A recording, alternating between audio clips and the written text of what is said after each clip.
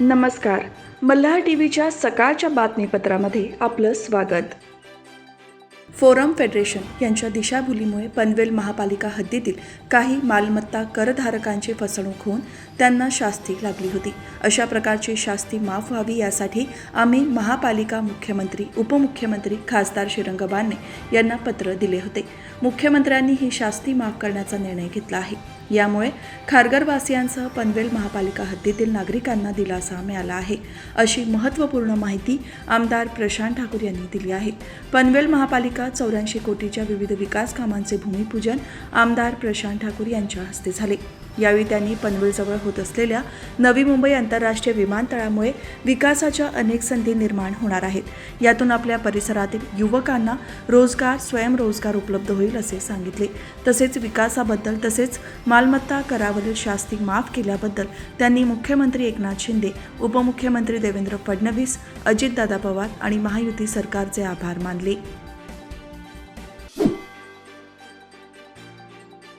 राष्ट्रवादी काँग्रेसचे नेते, माजी राज्यमंत्री, विधिमंडळात प्रदीर्घ काळ राहिलेले माझे सहकारी बाबा सिद्दीकी यांच्यावर झालेल्या गोळीबाराची घटना अत्यंत दुर्दैवी, निषेधार्ह आणि वेदनादायी आहे.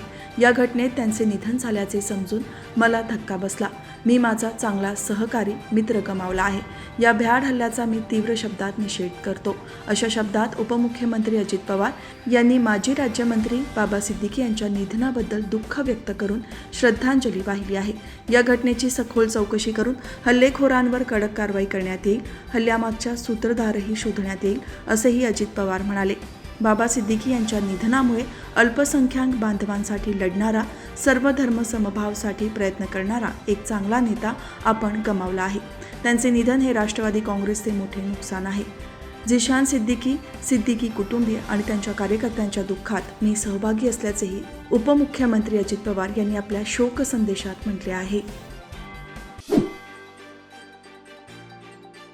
उरण मतदारसंघातील कोळखे आणि पारपुंड गावातील रस्त्याच्या विकास कामांचा शुभारंभ भाजपचे पनवेल तालुका अध्यक्ष अरुणशेठ भगत यांच्या हस्ते झाले. उरणचे दमदार आमदार महेश बालदी यांच्या 35 लाख जिल्हा वार्षिक नियोजन निधीमधून राष्ट्रीय महामार्ग 17 ते पळसपे डेरवली ते राष्ट्रीय महामार्ग 4 ला मिळणारा रस्ता तयार करण्यात येणार आहे. या कामाचे भूमिपूजन भाजपचे पनवेल तालुका अध्यक्ष अरुणशेठ भगत यांच्या हस्ते झाले. तसेच यावेळी आमदार महेश बालदी यांच्या 10 लाख रुपयांच्या निधीमधून पारपुंड येथे अंतर्गत रस्त्याचे काँक्रिटीकरण करण्यात आले होते. हे काम पूर्ण झाले असून त्याचे लोकार्पणही अरुणशेठ भगत यांच्या हस्ते झाले.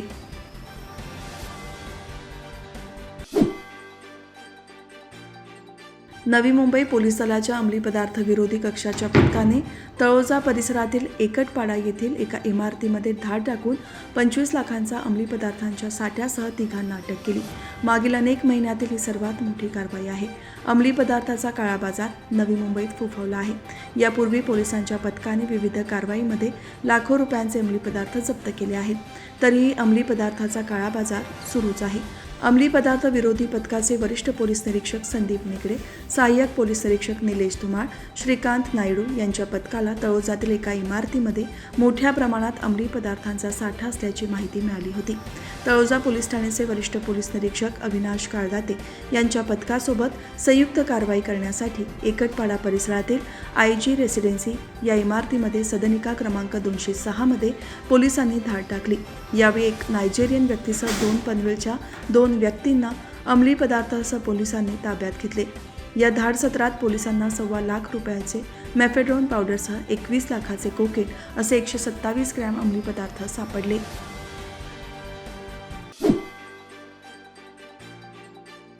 लायन्स क्लब पनवेल सरगम, दादासाहेब लिमये सार्वजनिक वाचनालयातर्फे आणि अपोलो हॉस्पिटलच्या सौजन्याने वाचनालयामध्ये महाआरोग्य तपासणी शिबिर घेण्यात आले. या शिबिरामध्ये ECG, मधुमेह, रक्तदाब, BMI या तपासण्या मोफत करण्यात आल्या. या शिबिराला नागरिकांचा उत्स्फूर्त प्रतिसाद मिळाला असून 69 नागरिकांनी या शिबिराचा लाभ घेतला. या शिबिराचे उद्घाटन रायगड जिल्हा ग्रंथालय संघाचे अध्यक्ष संजय बोंदार्डे यांच्या हस्ते झाले. यावेळी कोकण विभाग ग्रंथालय संघाचे संजय खांबेटे, लिमये वाचनालयाचे अध्यक्ष हेमंत पाटील, सचिव संजय गोडसे, संस्थापक KS पाटील, सरगम क्लबचे अध्यक्षा मानदा पंडित, सचिव Premendra Bahira, zone chairman Alkesh Shah, Jayesh Maniyar, HOC OBC संघटनेचे तसेच प्रियदर्शनी पतपेढीचे पदाधिकारी उपस्थित होते.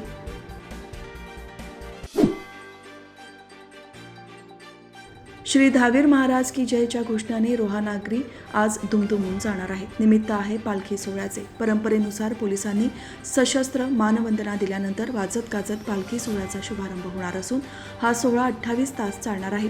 पालखीच्या स्वागतासाठी रोहेकर सज्ज झाले असून या संपूर्ण सोहळ्याची जय्यत तयारी करण्यात आली आहे. दरवर्षी पालखीला होणाऱ्या प्रचंड गर्दीच्या पार्श्वभूमीवर ट्रस्टने यंदा मंदिरासमोरील प्रांगणाचा विस्तार केला असल्याने आता सर्व भक्तांना पोलिसांची सशस्त्र सलामी विनायास पाहता येणार आहे.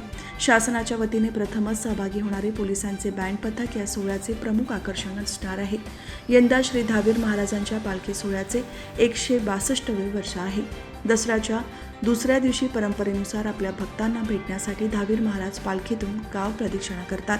महाराजांवर हजारो भक्तांची मोठी श्रद्धा असून त्यांच्या दर्शनाची आस प्रत्येकाला लागली आहे.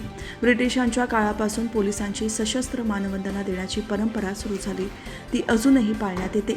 रोह्यातील सर्व मंदिरे धावीर महाराजांच्या भेटीसाठी भगव्या पताकांनी तसेच आकर्षक फुलांनी सजली आहे. चौकाचौकात महाराजांच्या स्वागतासाठी भव्य कमानी उभारल्या असून तयारी करण्यात आली आहे.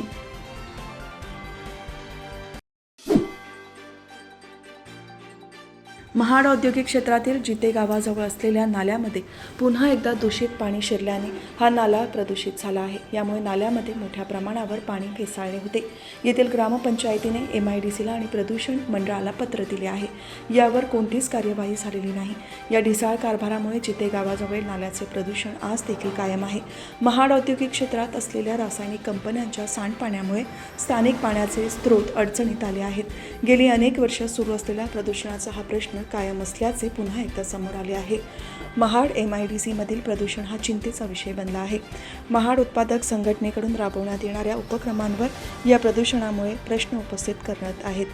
जिते गावाजवळ असलेल्या नाल्यामध्ये पडलेल्या परतीच्या मुसळधार पावसाची संधी उठवत शेजारील कंपन्यांनी रासायनिक सांडपाणी सोडले असावे असा अंदाज स्थानिक नागरिकांकडून व्यक्त केला जात आहे.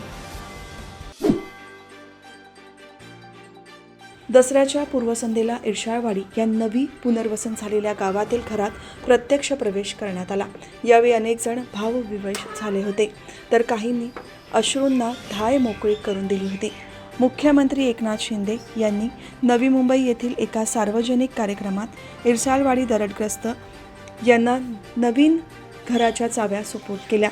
पण सायंकाळी मुख्यमंत्री मदत पुनर्वसन कक्षाचे प्रमुख मंगेश चिवटे, खालापूर तहसीलदार अभय चव्हाण, नायब तहसीलदार सुधाकर राठोड, सिडकोचे वरिष्ठ अधिकारी BJ शिर्के, कंपनीचे अधिकारी, सरपंच रितू ठोंबरे, मंडळ अधिकारी सानप, ग्रामपंचायत अधिकारी शंकर जाधव, आदिवासी नेते अंकुश वाघ, दरडग्रस्त यांचे वारस त्यांच्या प्रत्यक्ष उपस्थितीत गृहप्रवेश करण्यात आला.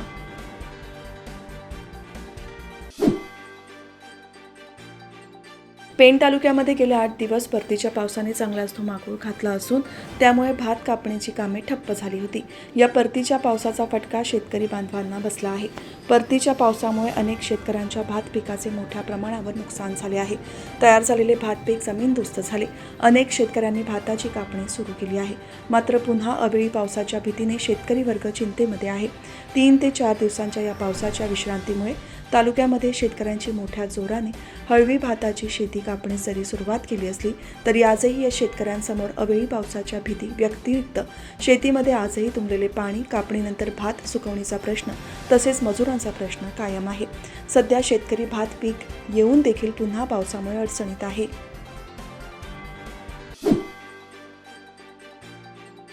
पोलिसांच्या बरोबरीने राज्यात कायदा आणि सुव्यवस्था राखण्यासाठी होमगार्ड महत्त्वाची भूमिका बजावत असतात. गृहमंत्री देवेंद्र फडणवीस यांनी दसऱ्याच्या मुहूर्तावर होमगार्ड्सच्या मानधनात दुप्पट वाढ केली आहे. याबाबत Xवर केलेल्या पोस्टमध्ये गृहमंत्री फडणवीस यांनी म्हटले की राज्यातील होमगार्ड्सचे मानधन जवळजवळ दुप्पट करण्यासंबंधीचा शासन आदेश जारी करण्यात आला आहे. प्रतिदिन 570 रुपयांवरून ते आता 1083 रुपये इतके करण्यात आले आहेत. आता हे मानधन देशात सर्वाधिक आहे. याशिवाय विविध भत्त्यांची रक्कमसुद्धा दुप्पट करण्यात आली आहे. उपहार भत्ता 100 वरून 200 रुपये तर भोजन भत्ता 100 वरून 250 रुपये इतका करण्यात आला आहे. राज्यातील लाख रुपयांच्या निधीमधून हरिग्राम सुमारे 55,000 होमगार्ड्सना या निर्णयाचा लाभ मिळेल. 1 ऑक्टोबरपासून ही वाढ देण्यात येईल. गेल्याच महिन्यात सुमारे 11,207 होमगार्ड्सची भरती प्रक्रियासुद्धा पूर्ण करण्यात आली होती.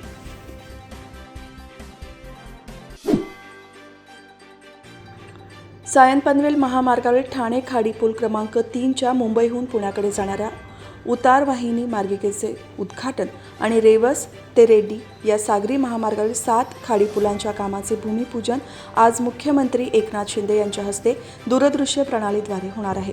या कार्यक्रमाला उपमुख्यमंत्री देवेंद्र फडणवीस, अजित पवार, सार्वजनिक बांधकाम मंत्री दादाजी भुसे उपस्थित राहणार आहेत। यावेळी रेवस करंजा दरम्यान धरमतर खाडीवरून पूल, रेवदंडा साळवा दरम्यान कुंडलिका खाडीवरील पूल, दिघी आगरदंड्या दरम्यान आगरदंडा खाडीवरील पूल, बांगमांडला वेशवी दरम्यान बाणकोट खाडीवरील पूल, केळशी खाडीवरील पूल, जयगड खाडीवरील पूल आणि कुणकेश्वर या पुलांच्या कामांचे भूमिपूजन होणार आहे।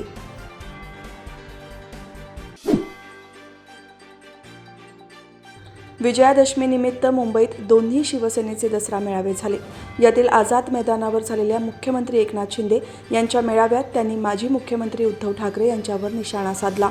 मी बाळासाहेबांचा शिवसैनिक आणि आनंद दिघेंचा चेला आहे, मला हलक्यात घेऊ नका असा इशारा त्यांनी दिला।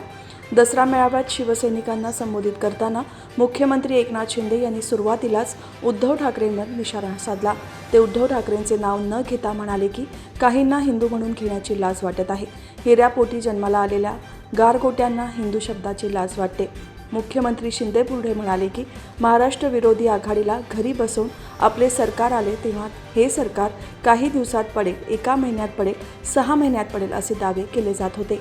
पण टीका करणाऱ्यांना हा एकनाथ शिंदे पुरून उरला। जनतेच्या आणि तुमच्या आशीर्वादाने आणि साथीने या सरकारने घासून पुसून नाही तर ठासून 2 वर्ष पूर्ण केली। बाळासाहेबांचे विचार घेऊन आम्ही निघालो आहोत। आज महाराष्ट्रात जिथे जिथे जातो तिथे सगळेच जण हसत स्वागत करतात, आशीर्वाद देतात, हेच आपण कमावले आहे। 2 वर्षांच्या अगदी कमी काळात आपले सरकार लाडके सरकार झाले आहे असा दावाही मुख्यमंत्री शिंदे यांनी केला।